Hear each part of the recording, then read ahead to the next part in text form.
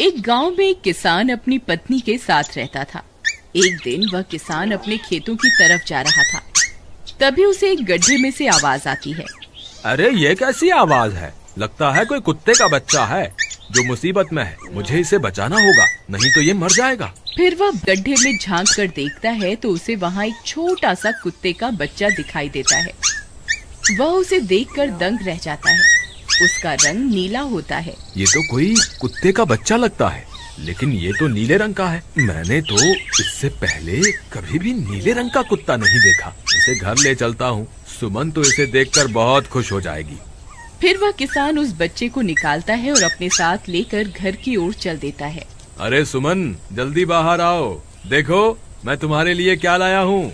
तभी उसकी पत्नी बाहर आती है और कुत्ते के बच्चे को किसान के हाथ में देखकर चौंक जाती है। हाय, कितना प्यारा है!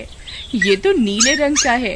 अजी, आपको कहाँ से मिला? क्या मैं इसे अपने साथ रख सकती हूँ? मुझे बचपन से एक कुत्ते के बच्चे को पालने का बहुत शौक था। हाँ हाँ, क्यों नहीं, मैं इसे तुम्हारे लिए ही तो लाया हूँ। लेकिन ये आपको मिला कहाँ से?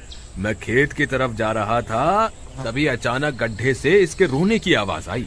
मैंने झांक कर देखा तो मुझे ये उसमें पड़ा हुआ मिला। ये जरूर भूखा होगा, तुम इसे कुछ खाने को दे दो। इतना बोलकर किसान वहाँ से चला जाता है।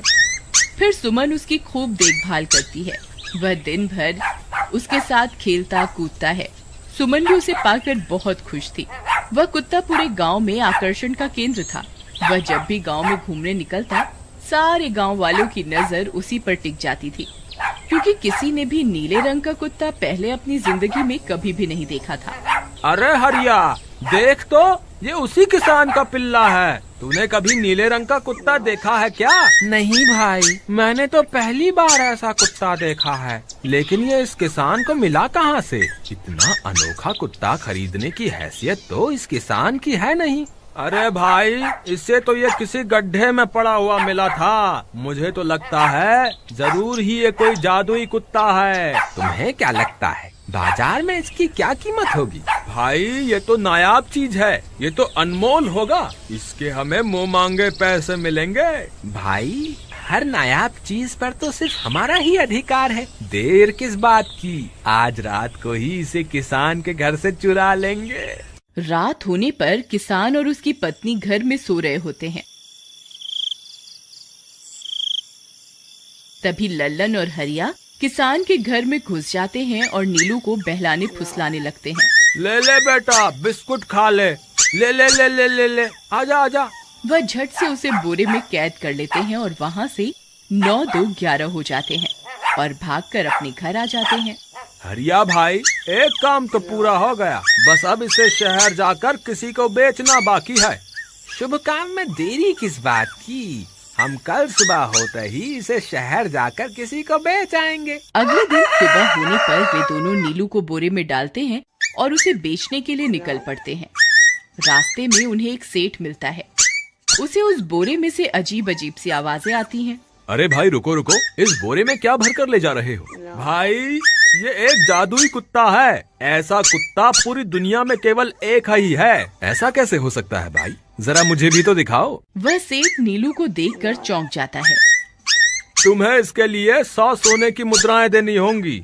ठीक है, मुझे मंजूर है। लो, ये लो तुम्हारी 100 मुद्राएं। आज से ये कुत्ता मेरा हुआ। वहीं दूसरी तरफ नीलू को घर में न पाकर सुमन और किसान परेशान हो जाते हैं।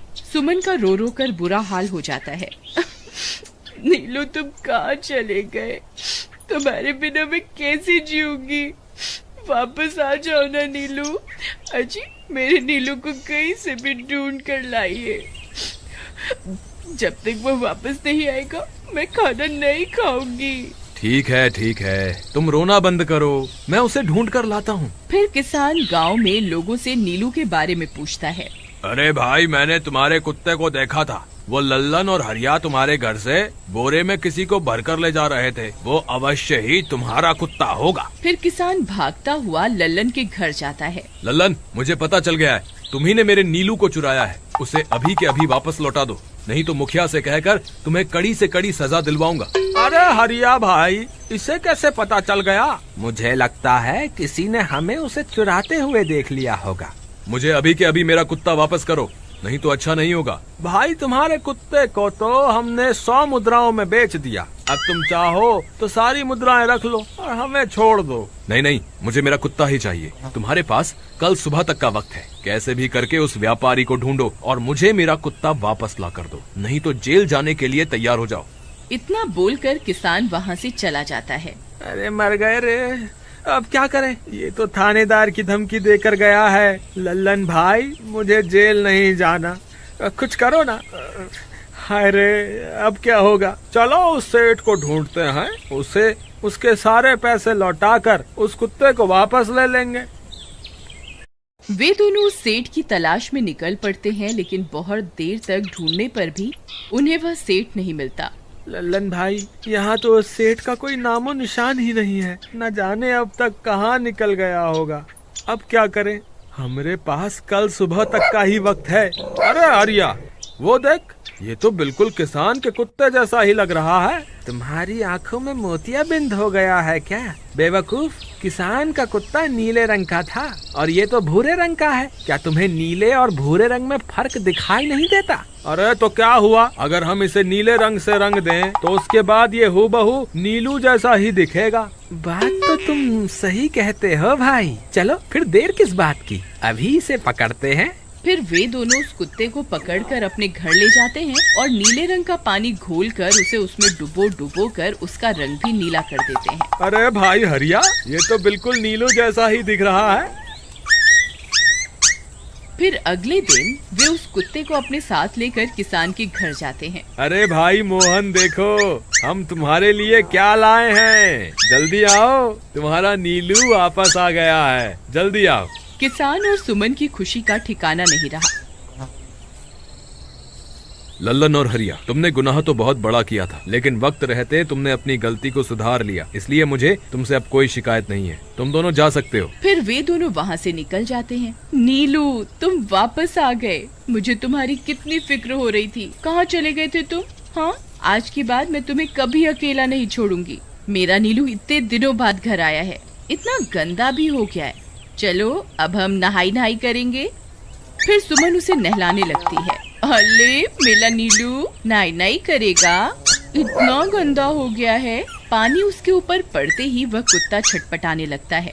अरे क्या हुआ नीलू, तुझे तो नहाना बहुत पसंद था, आज क्या हो गया तुझे? तभी उसका सारा नीला रंग उतरने लगता है। अरे ये क्या, इसका रंग क्यों उतर रहा है? तभी वह कुत्ता गुस्से में आकर सुमन को काट लेता है। अरे मर गई रे, हाय रे, अरे सुनो जी, इसने तो मुझे काट खाया। हाय रे अजी, सुनते हो, जल्दी आओ, मुझे लगता है ये हमारा नीलू नहीं है, देखो इसका तो सारा रंग ही उतर गया।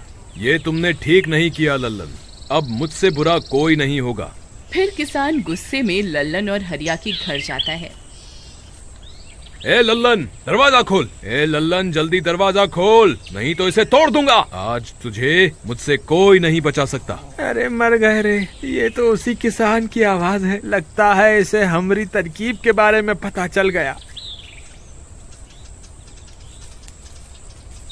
अरे क्या हुआ भाई, इतने गुस्से में क्यों हो? तुम्हें क्या लगता है मैं बेवकूफ हूँ? तुम किसी भी आवारा कुत्ते को नीला रंग चढ़ाकर हमें दे दोगे और हम मान लेंगे कि वो नीलू है? भाई हमें माफ कर दो, हमने उस सेठ को ढूंढने की बहुत कोशिश की, लेकिन उसका कोई नामो निशान नहीं मिला। भाई तुम ये 100 मुद्राएं रख लो, अब इससे ज्यादा हम तुम्हारे लिए और कुछ नहीं कर सकते। अगर तुम चाहो तो हमें जेल भिजवा दो, हम दोनों अपनी गलती की सजा काटने को तैयार हैं। किसान उदास हो जाता है और उनसे 100 मुद्राएं लेकर वापस अपने घर आ जाता है।